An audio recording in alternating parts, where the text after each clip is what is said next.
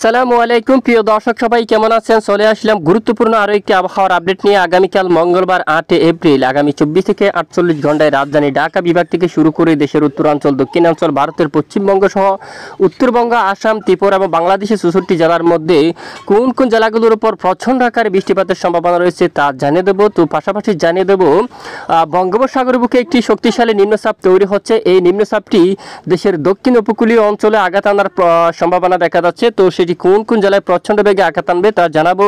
আশা করি ভিডিওটি না টেনে শেষ পর্যন্ত দেখবেন, ভালো লাগলে লাইক করবেন। সবার আগে গুরুত্বপূর্ণ আবহাওয়ার লেটেস্ট আপডেট পেতে চ্যানেলটি সাবস্ক্রাইব করে পাশের বেল বাটনে ক্লিক করে রাখবেন। আর ভিডিওটি আপনি কোন জেলা থেকে লাইভ দেখছেন কমেন্ট করে জানিয়ে দিন। প্রিয় দর্শক বন্ধুরা, বর্তমান লাইভ উপগ্রহ স্যাটেলাইট ইমেজের উপর আমরা দেখতে পাচ্ছি দেশের অধিকাংশ এলাকায় আজ আকাশ পরিষ্কার রয়েছে। তবে গতকাল ব্যাপক বজ্রসহ বৃষ্টিপাত কিন্তু দেখা গেছে ঢাকা বিভাগ থেকে শুরু করে দেশের উত্তরাঞ্চলে, এছাড়া চট্টগ্রাম বিভাগের উত্তরাঞ্চলেও রাতে বৃষ্টিপাত দেখা গেছে ব্যাপক আকারে।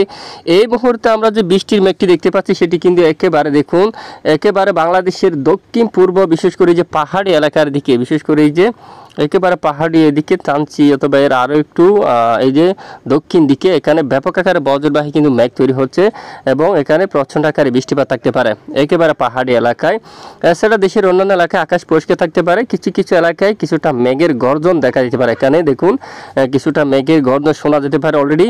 এছাড়া দেশের অধিকাংশ এলাকায় বরিশাল, খুলনা বা চট্টগ্রাম বিভাগের উত্তরাঞ্চল সহ সকল জেলার আকাশ কিন্তু পরিষ্কার থাকতে পারে রাতে। রাজধানী ঢাকা বিভাগ থেকে শুরু করে ময়মনসিংহ, সিলেট এবং উত্তরের রংপুর সকল জেলার আকাশ কিন্তু পরিষ্কার দেখা যাচ্ছে এবং পশ্চিমবঙ্গের আকাশও কিন্তু একেবারে পরিষ্কার থাকতে পারে। আরামবাগ, বর্ধমান, বাঁকুড়া, চন্দননগর, কলকাতা, কোলাঘাট এবং খড়গপুর, হালদিয়া, উত্তর 24 পরগনা, দক্ষিণ 24 পরগনা, পূর্ব মেদিনীপুর এবং পশ্চিম মেদিনীপুর সহ বেশ কিছু এলাকায় আকাশ পরিষ্কার থাকতে পারে। তবে আগামীকাল আবারও নতুন করে বজ্র বিদ্যুৎ সহ বিক্ষিপ্ত আকারে বৃষ্টিপাত তৈরি হওয়ার সম্ভাবনা দেখা যাচ্ছে। বিশেষ করে প্রথমে যে বৃষ্টিপাতের আভাস দেখা যাচ্ছে চট্টগ্রাম বিভাগের উত্তরাঞ্চলের দিকে, ত্রিপুরা অঞ্চল থেকে শুরু করে এদিকে বেলুনিয়া অঞ্চল এবং ছাগলনাইয়ার দিকে এখানে বজ্রসহ বৃষ্টিপাত থাকতে পারে। এখানে দেখুন ফেনী, মিরসরাই, ছাগলনাইয়া এই এলাকার দিকে, তারপর সাবরুম এই এলাকায় কিন্তু বৃষ্টিপাতের সম্ভাবনা থাকবে। তারপর এদিকে রয়েছে জোলাবাড়ি এই এলাকার দিকে, বেলুনিয়া এখানে বৃষ্টিপাতের সম্ভাবনা থাকবে। রাকসাম অথবা কুমিল্লা এর পার্শ্ববর্তী স্থানে, মগিয়াবাড়ি, উদয়পুর এই সকল এলাকায় কিন্তু বজ্রসহ প্রচণ্ড আকারে বৃষ্টিপাতের সম্ভাবনা থাকবে। পাশাপাশি খুলনা, বরিশাল এবং রাজধানী ঢাকা বিভাগ সহ এখানে দুয়াক এলাকায়ও বিক্ষিপ্ত আকারে বৃষ্টিপাতের সম্ভাবনা থাকবে। কাপাসিয়ার দিকে দেখুন এখানে দুয়াক এলাকায় বজ্র বিদ্যুৎ সহ আকারে বিক্ষিপ্ত আকারে বৃষ্টিপাত থাকার সম্ভাবনা রয়েছে। এছাড়া দেশের অন্যান্য এলাকায় আকাশ আংশিক মেঘলানি পরিষ্কার থাকতে পারে, দেশের উত্তরাঞ্চলে আকাশ পরিষ্কার থাকতে পারে। এবং বুধবার যদি আমরা একটু দেখি বুধবার আবহাওয়ার পরিস্থিতি, বুধবারও দেশের অনেক এলাকায় আকাশ পরিষ্কার থাকতে পারে, বৃষ্টির সম্ভাবনা কম রয়েছে। বৃহস্পতিবার যদি আমরা একটু দেখি, তবে এই যে বিশেষ করে বৃষ্টিপাতের সবচেয়ে বেশি সম্ভাবনা কিন্তু দেখা যাচ্ছে মূলত বঙ্গোপসাগরে কিন্তু একটি নিম্নচাপ তৈরি হচ্ছে। দেখুন একটি বঙ্গোপসাগরের সিস্টেম তৈরি হচ্ছে।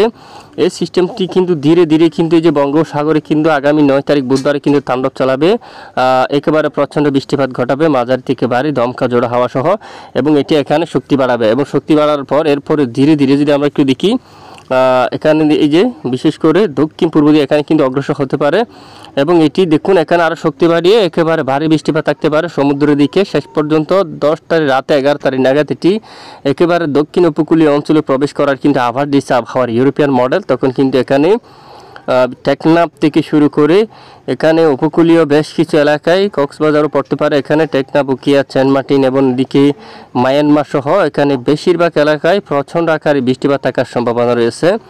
দেখুন একেবারে দক্ষিণের উপকূলীয় বেশ কিছু এলাকায়, পাশাপাশি চট্টগ্রাম বিভাগের এখানে অনেক এলাকায়, দক্ষিণের অনেক এলাকায় বজ্রসহ সাতকানিয়া, রোহাঙ্গাছড়ি, শকুরিয়া, থানচি এবং এর আশেপাশের বেশ কিছু এলাকায় বজ্র বিদ্যুৎ সহ প্রচণ্ড আকারে বৃষ্টিপাত থাকার সম্ভাবনা রয়েছে।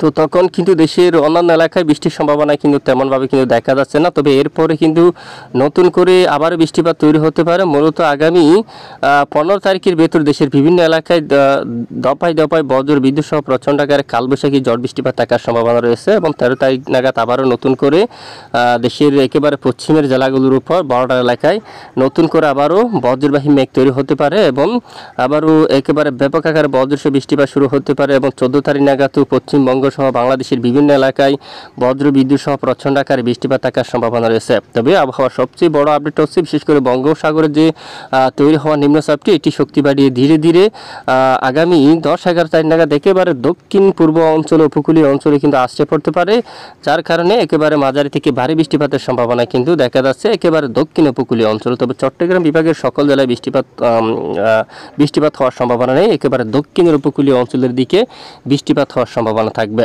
তো দেখুন, এই হচ্ছে মূলত আজকের গুরুত্বপূর্ণ আবহাওয়ার আপডেট। প্রতিদিন নিয়মিত সঠিক খবর সবার আগে পেতে আমাদের সঙ্গে থাকবেন। এতক্ষণ আমাদের সাথে থাকার জন্য অসংখ্য ধন্যবাদ।